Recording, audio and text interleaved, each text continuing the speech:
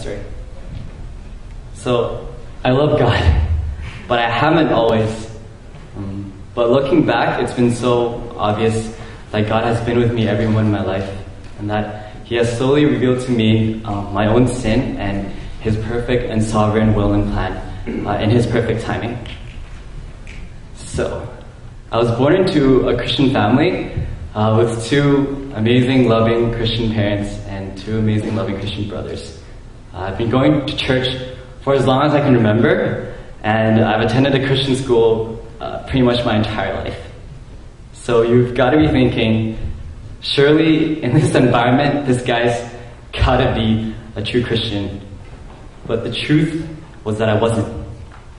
So beginning in 7th grade, my brothers left for university, and my dad was only home once or twice a week, once a week or once every 2 weeks during the weekends, because he worked in China. So this left me and my mom in the house, and the house was always filled with a lot of tension. The relationship between my mom and I was quite horrible. My mom had a very volatile personality, was easily aggravated. Oh, she's probably going to see this. but I remember, just for an example, I remember this was like after tennis practice, and my friends were like, hey, let's go get some food. And so I was like, okay, sure. And my mom was actually waiting for me outside already in her car. So we got food. It took us like 10-15 minutes, and I come back with this huge giant piece of chicken. I'm just holding this and I'm just nomming all over it. And I opened the door, and she was already very angry to begin with, because something earlier had really, I don't know what it was, but something earlier had made her really angry already. So when I came in, she just went crazy. Because I'm just holding this giant piece of chicken, and she's like, are you kidding? You made me wait like 15 minutes because you wanted to get this piece of chicken? So that was just something I remember very distinctly. I don't know why. But to be honest, I was quite rebellious as well, and I always did things that angered her, and it probably didn't help that I was always up till 3 to 4 a.m. gaming with my friends, and she would always catch me. But nonetheless, I remember things would get pretty bad to the point where for my last couple of years in high school, almost every night would end in a fight. And the only times where we wouldn't have conflicts is if I kept myself locked in my room. And church was also pretty much a joke to me. I went to church to sing a couple songs because it sounded good, not because of the lyrics or anything, to worship God. And I took a nice nap during the sermons, which is always really nice because church is really early back then. And I played basketball in place of Sunday school. So basically, I went to church to socialize, to have fun, and to play basketball. And school wasn't much better either. Instead of fostering Christ-centered relationships, which you probably would think that's what we do in a Christian school, we did the exact opposite. And although I loved my friends to death, I have to admit, none of them were Christ-centered, none of them were really spiritually uplifting. Our relationships were really destructive. We would be very wild. We would run around the streets and just shouting. Didn't really make sense. And maybe 7 out of the 10 words we spoke would be swear words. You think that's not possible, but it is. Sorry, tangent. And learning the Bible in school became an academic task. There was no personal attachment to it. And it became about really just making sure we got that free A+, and it really was free A+ in class for a higher GPA. So I professed to be a Christian, but I acted like anything but one. And the most terrifying and, I guess, revolting event in my life came during my high school years. It always begins like this. I met a girl. I met a girl at the beginning of my junior year, and we started dating. We identified ourselves as Christians, but our relationship would reflect otherwise. Initially, it was quite harmless. It was like one of those lovey-dovey chick flick movies where you'd only want to talk to each other all night on the phone. Even if you fell asleep, you just listen to their breathing or something. Sorry, so cheesy. However, as any relationship that isn't Christ-centered goes, our desires started to stray. I started to let my own thoughts and, I guess, evil intentions shape and mold our relationship. This is something that really was really twisted. I constantly seeked something that would provide me with happiness, and when that source ran out, I looked to something else to satisfy myself. Eventually, over the course of a year, our relationship became very physical, to the point where it was only about physicality. So this happened a year later. It happened in the middle of my senior year. I remember that day really well. I don't remember the date. Pretty sure I repressed it in my mind. But it was a day either in November or December. I was over at our house, and one thing's escalated into another, and we did some things that we weren't supposed to do. And I can remember that moment distinctly. I remember telling her that everything would be alright, even though I didn't believe in myself. I remember going home that day on the bus, shaking the entire way back, and for the first time, I had no control whatsoever. I felt so incredibly scared.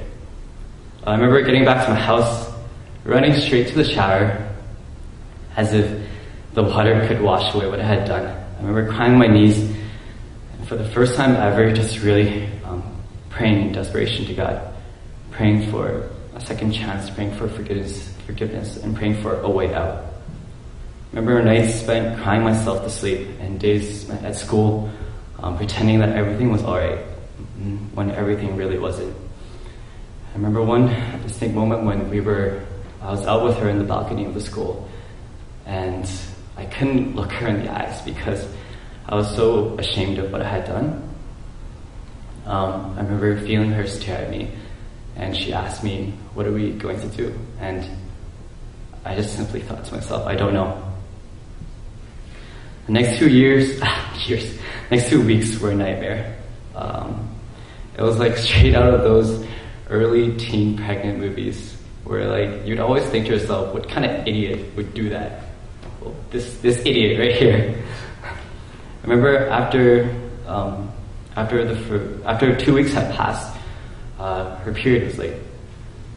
I remember thinking to myself, devastated, I remember thinking that what hope I had diminished into something so small that even if I tried to reach out and grasp it, it would just seep through my hands.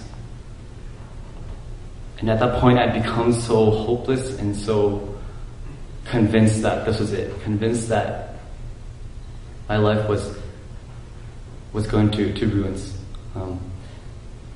I convinced myself that I would have to take responsibility, that I'd have to tell my parents, tell our parents, and it was the worst weeks of my life. Everything was simply spiraling out of control, and I could do nothing to stop what seemed like the ensuing catastrophe. I continued to pray to God. I don't think I was angry, because at that moment I knew that I deserved the very worst outcome. I continued to ask God, if you want to give me a second chance, that'd be pretty sweet. The most amazing thing is that in a couple days after that, I'm not sure if it's a couple days, maybe a week after that, that's exactly what God did.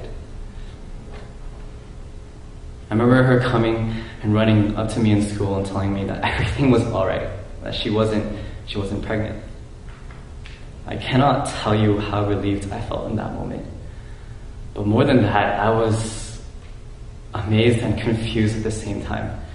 Confused at why God would do this for me.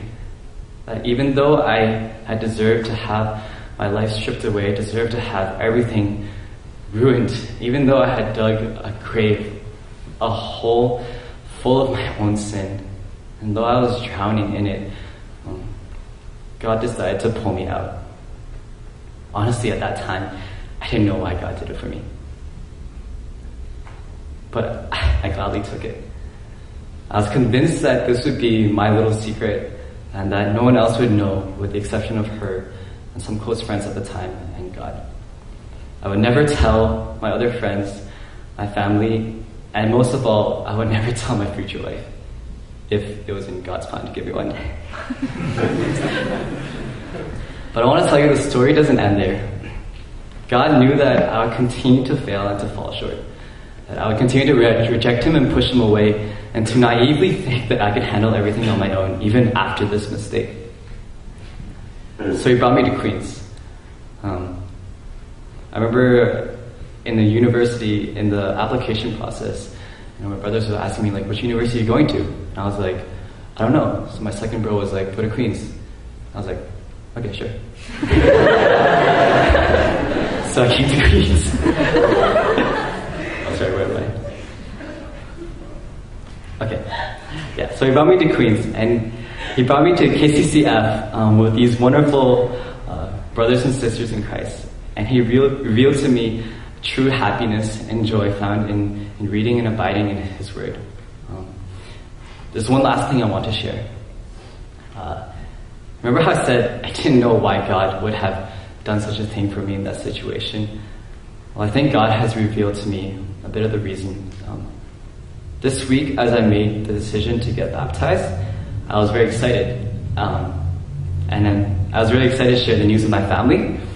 But I realized that if I was sharing the news with my family, that I had to tell them my testimony. And realizing that my mom had a crazy raging fire inside of her, that this might not be such a good idea. So part of me was really dreading it, and I was delaying it. And for a second, I even thought, maybe I'll just take out that specific part out of my testimony. But I didn't. And I remember it was a Wednesday night, I was sitting in front of my laptop. It's like blank page, and I was like, I didn't know what to write, didn't know where to begin. I just sat there. And the interesting thing was that God used one of my housemates to come and give me that extra push, that extra nudge, to write it. And so I did. And I wrote it, I sent it, and then I went to sleep. And then I remember waking up. The first thought was like, why did I do that? That's such a bad idea. I was kidding. But God showed me how stupid that thought was. He used this testimony and these past experiences to actually mend my broken relationships with my family. He used this as an opportunity for me and my brothers to grow closer together. And he used this as an opportunity to start the healing process between my parents and I. And I was absolutely so amazed as the emails came rolling in one by one. I was crying and sobbing, and it was just amazing. I'm pretty sure like 50% of the water I drank like went to tears. But yeah, and they each just showed such heartfelt joy at the prospect of me getting baptized and at the fact that I had shared my story with them. So I just want to say, God is so incredibly faithful. God is also holy, set apart from us. He's also a God of wrath. He is all this, but he is also a God of love and mercy. This has been the best decision of my life. And if any of you who are saved is thinking about it, I urge you to really, really think about it. The walk is not an easy one. In fact, it is a walk that is filled with oppression and persecution. That people will look at you and they'll be like, yo, bro, are you crazy? But I assure you, it will be a walk well worth it. And if we have God who has overcome everything, who do we have to fear but our perfect and holy God alone? So I just want to end off with just so much thanks. Thanks that, praise that God has blessed me with so much. Praise that God has blessed me with all these wonderful brothers and sisters in Christ. Without you guys, without God's placement of you guys in my life, I would not have. There's no way I would have imagined myself standing here and sharing. So, thank you.